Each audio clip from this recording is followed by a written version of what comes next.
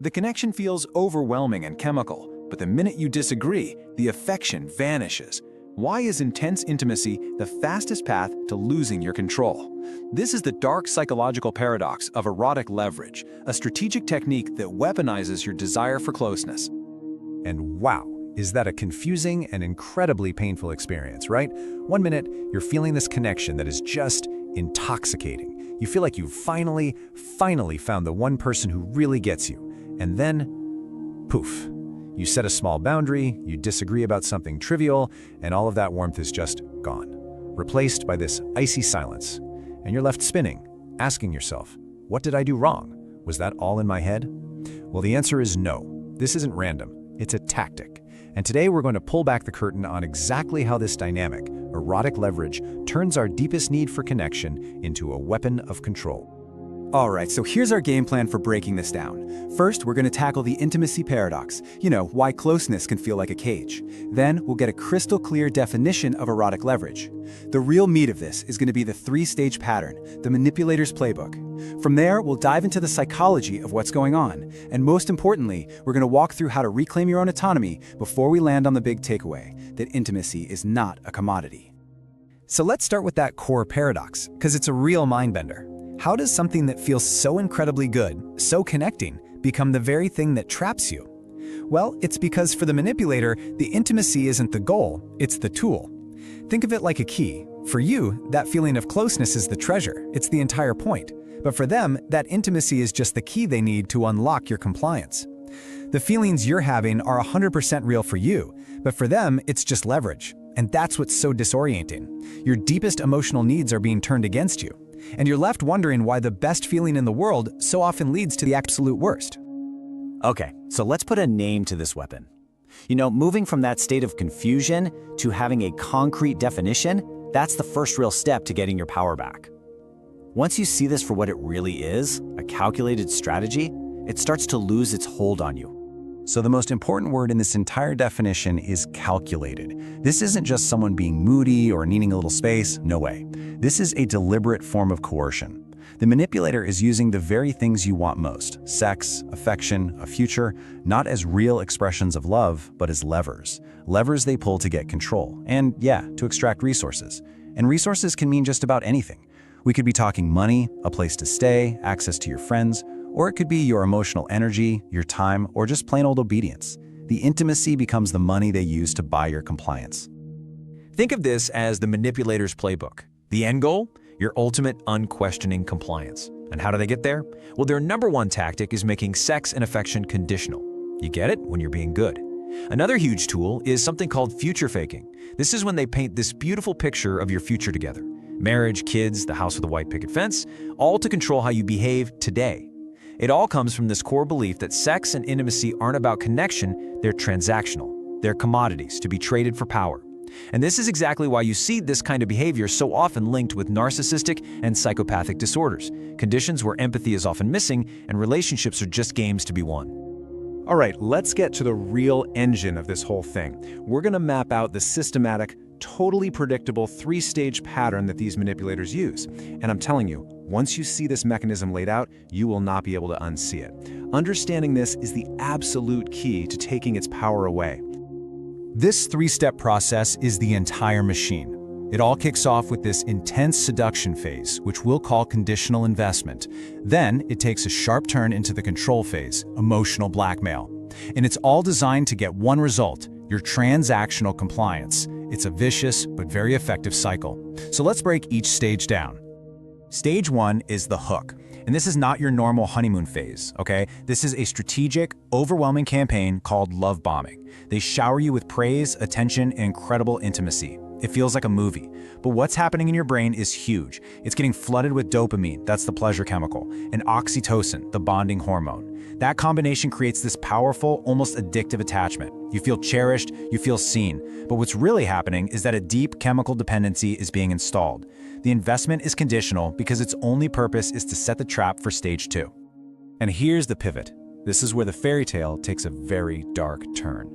As soon as you're hooked on that amazing feeling, the manipulator kicks off stage 2. They start tying the affection you crave to their demands.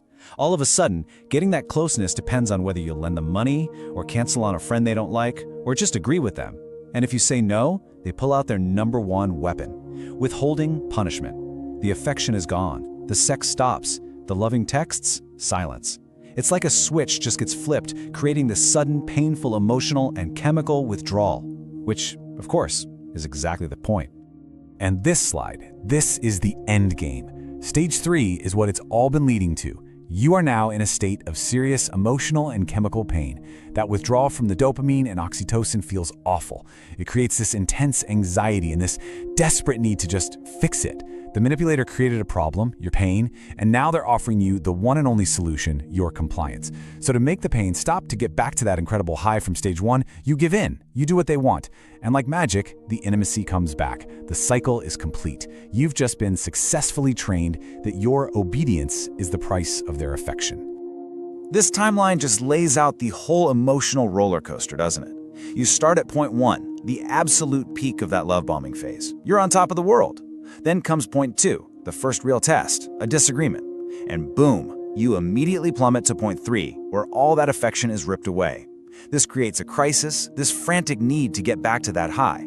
So you get to point 4, you comply, and the connection is restored. You're back on top. But something has fundamentally changed. A transaction just took place, and a very dangerous rule has been set. Your autonomy is now the price of admission. So we've covered the what and the how. Now let's dig into the why. What is going on psychologically for both the person using this tactic and the person on the receiving end? Because really understanding the clashing motivations here is the absolute key to breaking free. This side-by-side really tells the whole story. On one side, you've got the manipulator. Their goals are ice cold, leverage, and dominance.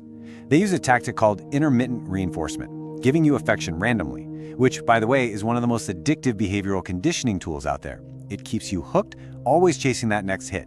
And their ultimate prize is narcissistic supply, a constant stream of attention and control. Now look at the other side, the target's vulnerabilities. And listen, these aren't character flaws. This is biology. You've developed a chemical and emotional dependency. That powerful oxytocin bond makes you feel connected, but it's also the very thing that makes the pain of withdrawal almost impossible to bear. Let's really drill down on this for a second, because this is the secret sauce. This is why the whole trick works so well. Oxytocin is the love hormone, right? In healthy relationships, it makes us feel safe and bonded. When you're being love-bombed, your brain is swimming in it. So when that connection is suddenly brutally cut off, your system crashes. This isn't just feeling sad. It's a physiological event that feels like real physical pain. Your brain is screaming at you to do whatever it takes to stop the pain and get that chemical back.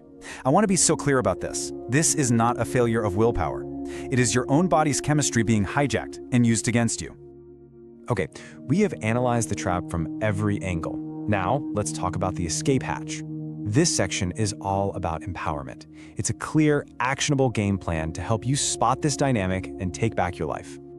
This question right here, this is your new superpower. It's the foundation of what we're going to call the transaction audit. You have to start watching these moments of intimacy with a new kind of awareness. When your partner is being extra affectionate, extra sexual, you need to hit pause in your own mind and ask this question. Is this just a real moment between us, or is this the warm-up for a request? Is this affection designed to soften me up for something they want? In a healthy relationship, closeness is the point. You're learning to spot when it's being used as a tool to get something else. So here are the 3 practical steps for your defense. First, like we just said, you have to conduct the transaction audit. Make it a conscious habit. Second, you have to assert unconditional boundaries. This means you have to disconnect intimacy from their demands, right there in the moment. You can literally say, I love being close to you, but that has nothing to do with my decision about X. You draw a hard line. And third, and this is the hardest part, you have to learn to see withholding punishment for what it is. When that affection vanishes right after you set a boundary, you have to tell yourself, this isn't rejection, this is a tactic. It's not about you, it's about their strategy. So how do you actually handle that moment of withholding? Let's be real, this is the toughest part, but it is where you take back all of your power. First, you have to name it in your own head. This is emotional blackmail. That depersonalizes it. Second, and this is not negotiable, you cannot negotiate or plead for them to come back. That is the exact reaction they're counting on. It feeds their control. Instead, you have to respond with complete non-engagement. Don't chase, don't text. You just go on with your life. By doing this, you are starving them of their narcissistic supply. You are denying their strategy, the reaction it needs to work. You're refusing to play the game, and that short-circuits their entire playbook. Okay, we've picked apart the mechanism, the psychology, and the defense. Now let's bring it all home to the single most important idea to take away from all of this. This right here, this is the fundamental truth. Real, healthy intimacy is about sharing, it's about mutual respect and vulnerability. It is never something that should be for sale. The second it comes with a price tag, the second you have to trade a piece of yourself for a moment of closeness, it stops being intimacy. It has become a tool of control. And this is the thought you have to hold on to. In any real connection, you owe your partner honesty. Honesty about how you feel, what you need, what your boundaries are. What you never ever owe them is your obedience. Your thoughts, your decisions, your autonomy, that all belongs to you. It is not a bargaining chip for affection. So, let's bring this all home. First, we've seen that erotic leverage is the seduction trick that takes our deep human need for intimacy and turns it into a cold tool for control. Then, we saw exactly how the pattern works. The manipulator uses conditional investment, that love bombing, to create an addictive chemical bond. That bond is then exploited through emotional blackmail, withdrawing affection, to force you into transactional compliance. But this loop is not unbreakable. Awareness is how you break it. By using the transaction audit to see what's really going on, and by asserting unconditional boundaries, you take back your autonomy. You prove, to yourself and to them, the one truth that has to guide you. Intimacy is never, ever a commodity.